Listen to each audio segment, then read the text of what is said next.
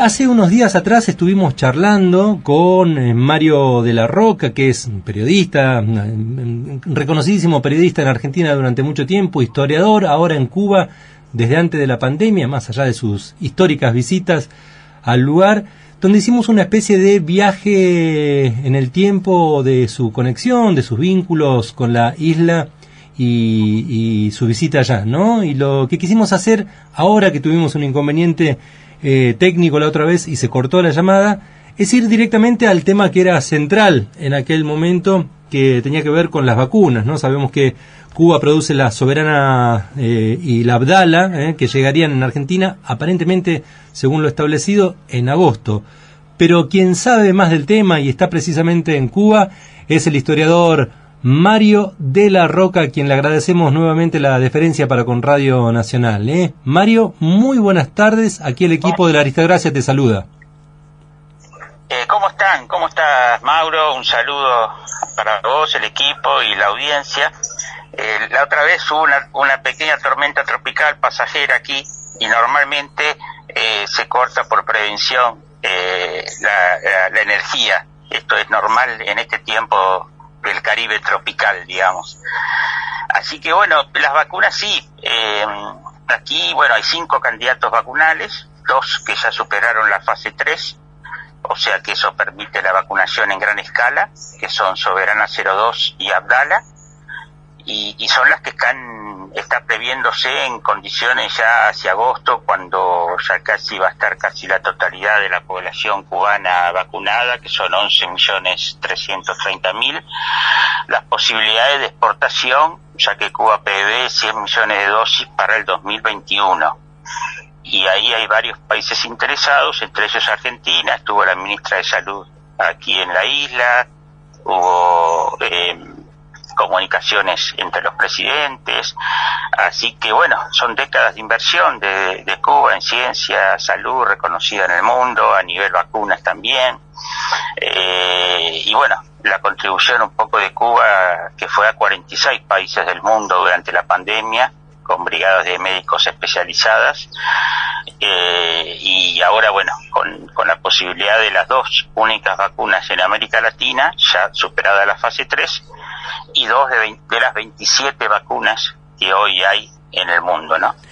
Mario, ¿cómo es el proceso de vacunación en Cuba por parte del Estado? ¿Cómo se organizaron en las diferentes regiones para establecer el calendario vacunatorio? Y si se desarrolló y se desarrolla con total normalidad y con muy buena organización, me imagino. Sí, aquí la organización, la planificación, la regulación, todo eso es fundamental, ¿no? En el país tiene un diseño de regionalización de hace décadas muy eficiente, o sea, la distribución tanto de centros sanitarios como hospitales de alta complejidad, están todos muy bien distribuidos en todo el territorio, ¿no? Que es un territorio de punta a punta. La isla tiene unos 1.600 kilómetros, es extenso, aunque no tanto, pero bueno, Cuba se caracteriza por tener un sistema de salud universal, gratuito y de alta calidad. Hoy hay aproximadamente 500 centros de vacunación, donde bueno, la gente concurre, hay un esquema de cada 10 minutos una vacunación. Aquí, cuando ese es el momento, se trabaja más de lo normal, esto es una excepción.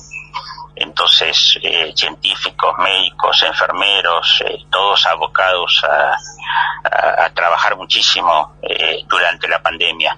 En estos momentos Cuba está en un porcentaje de vacunación del 20% aproximadamente, y estamos hablando, según datos de la gerencia de producción del Instituto Finlay de Vacunas, todo esto se puede googlear, Mauro, es información oficial que está en la OMS, en la Organización Panamericana de Salud también, que tienen sede en Cuba.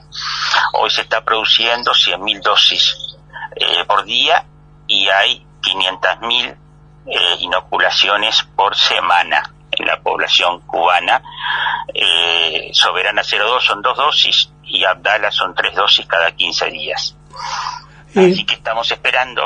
Aquí en La Habana estoy en uno de los barrios que se portó mejor, que tuvo menos contagios y por lo tanto, por supuesto, quedamos para lo último, pero bueno, personalmente me estaré vacunando en los primeros días de julio y ya concurrió un estudiante de medicina a mi casa, que tocan el timbre, bueno, que datos personales, enfermedades preexistentes, todos los datos necesarios para una vacunación con todo perfecto, ¿no?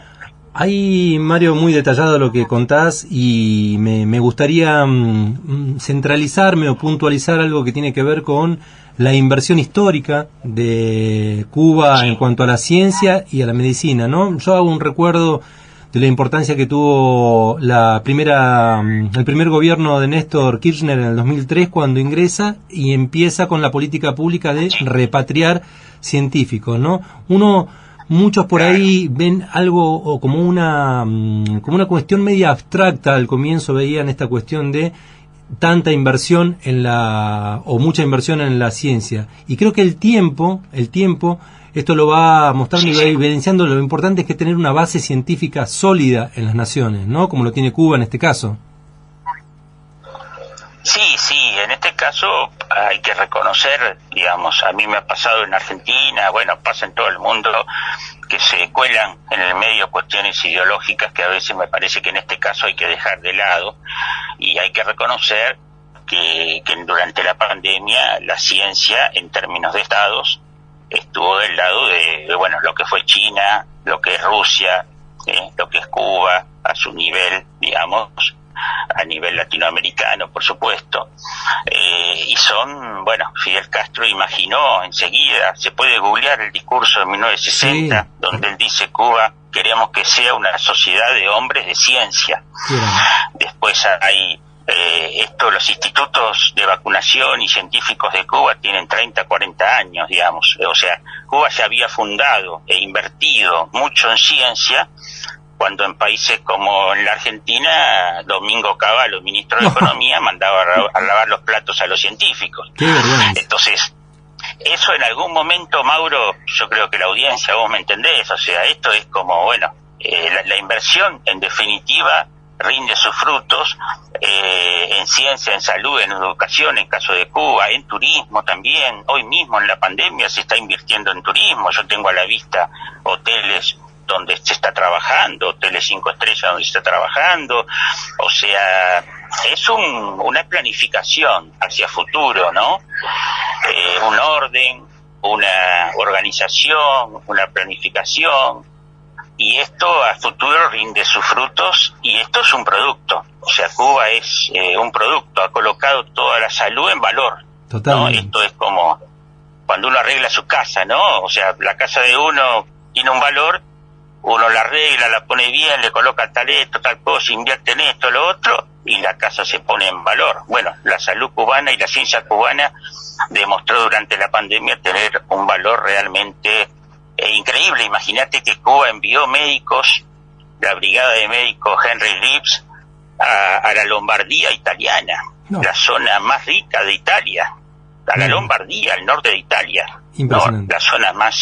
Una de las zonas más ricas y los dirigentes italianos reconocieron, cuando se fueron les dieron la despedida, todo, bueno, evidentemente. Y después hay muchas películas, hay una que yo recomiendo para los oyentes, que es Zico, la película del gran documentalista norteamericano Michael Moore, donde hace una comparación del sistema de salud entre Canadá, Estados Unidos, Cuba, Europa. Bueno, uno ahí va a ver, por ejemplo, Estados Unidos tiene un sistema de salud súper deficiente, muy, muy deficiente. En cambio, Canadá, por ejemplo, tiene un excelente sistema de salud, por ejemplo, ¿no? Y ahí muestra lo que es el sistema de salud en Cuba y en diversos países de Europa.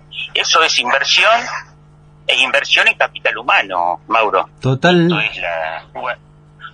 es un país con escasas riquezas materiales, pero una gran inversión en educación y cultura, en el capital, en los hombres, en las personas, ¿no? Eso es lo importante. Totalmente, Mario, coincido con lo que está diciendo y haces una descripción pero muy interesante de lo que es el sistema de ciencia, de salud y de educación pública, y me interesó mucho lo del turismo, que es algo con lo cual tratamos de pelear mucho acá.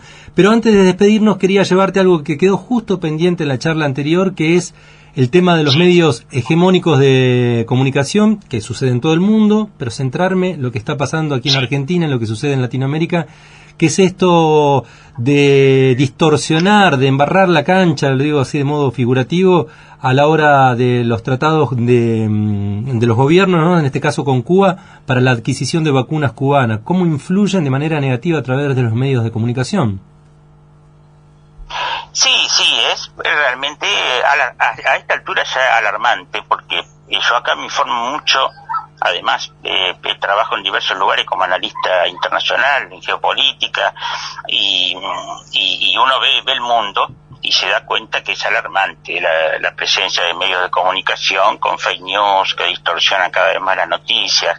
Cuba vive una guerra comunicacional constante, con sede en Miami, aquí a pocas millas de donde estoy, se irradia de TV Martí, el Miami Herald, toda información que prácticamente se copia y pega en diversos medios de Europa. En Argentina puedo mencionar a uno, que es el diario Infobae, que prácticamente copia y pega lo que dicen esos diarios en Miami sobre Cuba.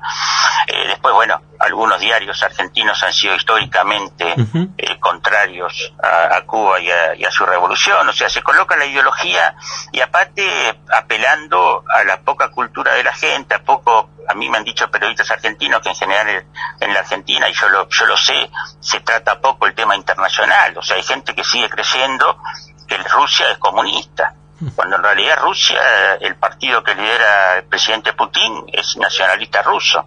Hay un partido comunista que va a elecciones que está aparte, o sea, es otra cosa. Entonces se confunde, el que es comunista sí es el Partido Comunista de China, y aquí lidera el Partido Comunista, pero todos saben que la revolución cubana fue una revolución nacional, con mucho contenido nacionalista, cultural. Los cubanos aman su patria más allá de las ideologías, son formas políticas, sociales, económicas, que dan respuesta a los pueblos o no dan respuesta a los pueblos, ¿no? Esto, por ejemplo, hablar de democracia o dictadura. Yo no imagino ningún país del mundo que dé tanta cultura y educación a su pueblo y que se lo catalogue de dictadura, realmente. Y hoy veo democracias, supuestas democracias en el mundo, como Colombia y Brasil, donde muere gente en las calles, producto de la pandemia, donde hay bandas paramilitares. Entonces, si eso es una democracia, ¿de qué estamos hablando, no? Excelente análisis, Mario, y bueno, ya para ir despidiéndonos de esta charla, ojalá que tengamos charlas en el futuro más cercanas, como digo siempre, cuando esto pase y cuando estés por aquí por Argentina, las puertas abiertas de Esquel para poder comernos un asadito, tomar algo y seguir hablando de política y cultura que nos interesa. Y te agradecemos enormemente tu tiempo, Mario, No, por favor, a disposición. Y sí, yo estoy viviendo aquí, pero estoy yendo para Argentina en septiembre, octubre, y ojalá la hermosa Patagonia Argentina, que he ido. Me gusta mucho viajar en auto por las rutas argentinas, así que ojalá que algún día podamos juntarnos y estar por allá con la comunidad de Esquel, ¿no? Un fuerte abrazo y lo mejor de lo mejor para vos, Mario. Excelente trabajo como siempre, tanto en la historia como en los análisis políticos, Bueno, muchas gracias, Mauro. Un abrazo grande y un saludo a la audiencia. Estuvimos conversando con Mario de la Roca, conocidísimo histórico periodista de acá de Argentina, viviendo ya hace un tiempo, antes de la pandemia, en Cuba, para hablar sobre cómo es el funcionamiento de la vacunación, allí la distribución y vacunación en Cuba, y sobre todo cómo está saliendo todo allá como resultado de la inversión de la ciencia. Yo sé que siempre estoy con esto y por ahí martillo mucho con el tema de la ciencia acá en Radio Nacional, pero es tan importante la inversión pública en la ciencia en todos los ámbitos y particularmente acá en medicina. Hablamos sobre las vacunas Soberana 02 y Abdala de Cuba que llegarían a Argentina, en agosto. ¿Con quién? Con el historiador Mario de la Roca, directamente desde Cuba.